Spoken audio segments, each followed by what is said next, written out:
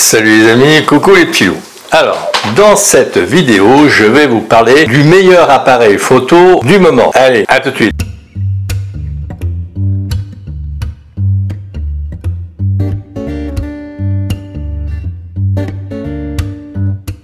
C'est parti. Alors, petit vénard, eh ben oui, c'est vous qui l'avez. Mais vous le savez, puisque vous avez fait, selon mes conseils, un cahier des charges. Alors, un cahier des charges, c'est on prend un document et on note tout ce que l'on souhaite et tout ce que l'on ne souhaite pas pour un sujet donné. Vous, en l'occurrence, c'est votre futur appareil numérique du moment. Dans ce cahier des charges, vous avez écrit tout ce que vous souhaitez et tout ce que vous ne souhaitez pas.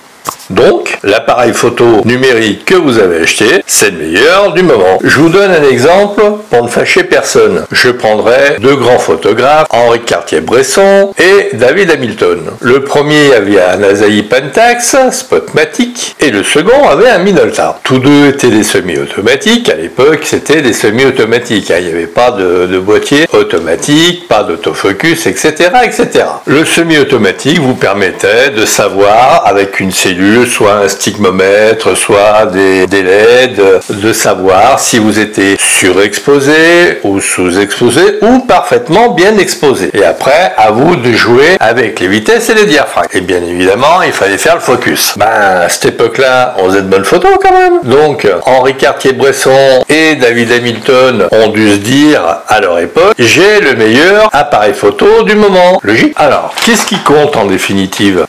Certains vous diront le Z6 II ou le Z7 II est le meilleur, d'autres vous diront bah non, c'est Sony parce qu'il a un autofocus rapide comme Speedy Gonzales.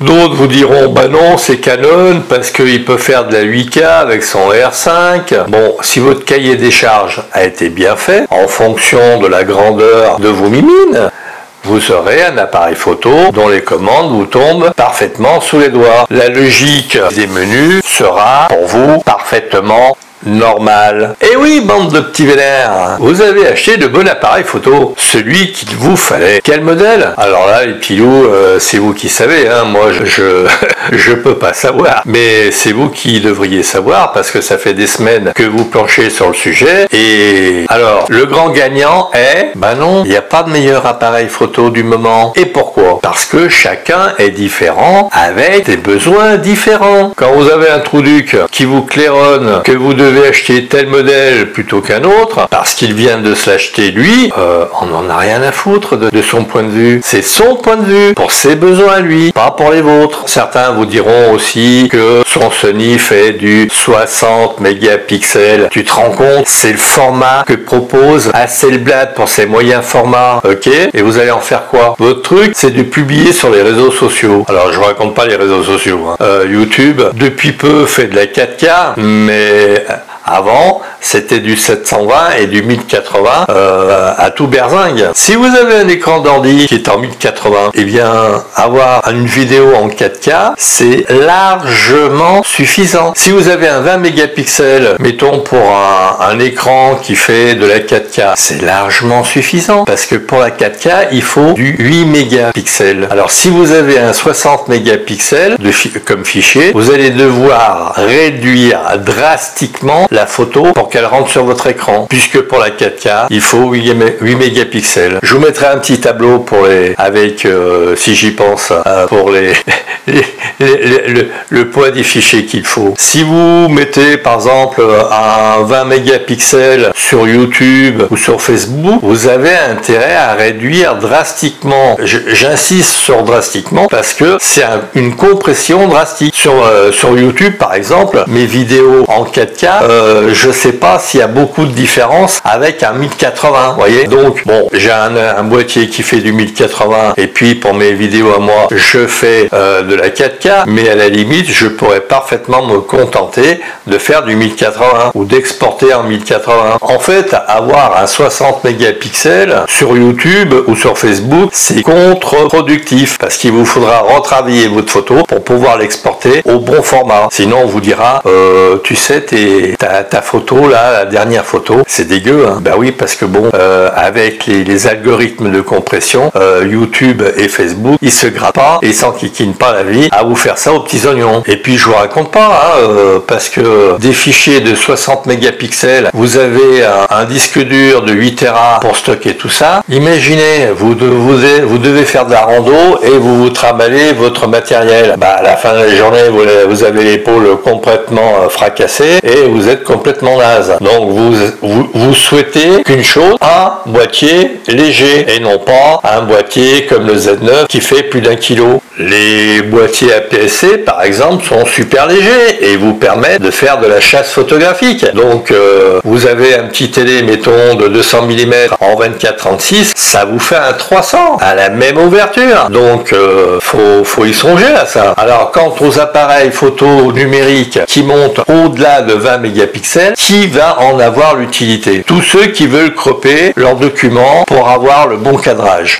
Mais on peut aussi leur conseiller de cadrer correctement dès la prise de vue. Ça leur fera gagner du temps et peut-être parfois de l'argent. C'est pour ça que des résolutions de folie, ce n'est pas forcément utile. Sauf, bien sûr, pour certaines professions, comme la mode, qui a besoin de fichiers pour faire des affiches de qualité, bon, etc., etc.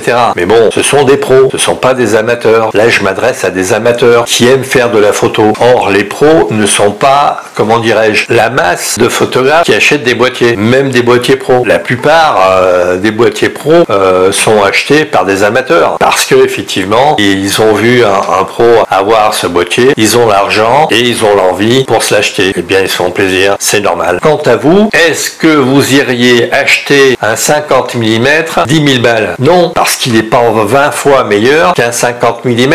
Le point de vue que chacun de nous peut avoir est nécessairement différent de celui des autres. Prenez vos photos et montrez-les à différentes personnes et demandez-leur ce qu'elles en pensent. Vous aurez toujours quelqu'un pour vous annoncer des choses complètement différentes de ce que vous pensez avoir fait et de ce que vous voyez. Pour finir, vous vous posez la question pourquoi des photographes réputés comme Henri Cartier-Bresson ou David Hamilton n'aient pas le même boîtier. Ils auraient dû avoir le même boîtier parce que c'était tous les deux de pointure, mais ils avaient des besoins différents. David Hamilton, Minolta lui fabriquait des optiques pour faire des flous avec une bague qui permettait d'avoir un flou plus ou moins prononcé. Henri Cartier-Bresson n'avait pas besoin de ce genre de truc. Donc, ils devaient avoir le sentiment, eux, d'avoir acheté le bon modèle pour ce qu'ils faisaient. Notez bien, pour ce qu'ils faisaient. Il est bien tentant de penser que l'appareil photo numérique que l'on vient d'acheter ou que l'on possède est le meilleur qui soit, mais pour soi, il faut rester impartial. Je ne jette pas la pierre aux youtubeurs qui vous conseillent la marque de leur choix, mais c'est à vous à rester vigilant. Alors non les amis, le modèle ultime qui conviendrait à tout le monde n'est pas de ce monde et c'est heureux. Sur ce, je vous laisse. Vous likez, vous partagez cette vidéo, vous faites du bruit autour de mes vidéos et puis à très vite pour une prochaine vidéo.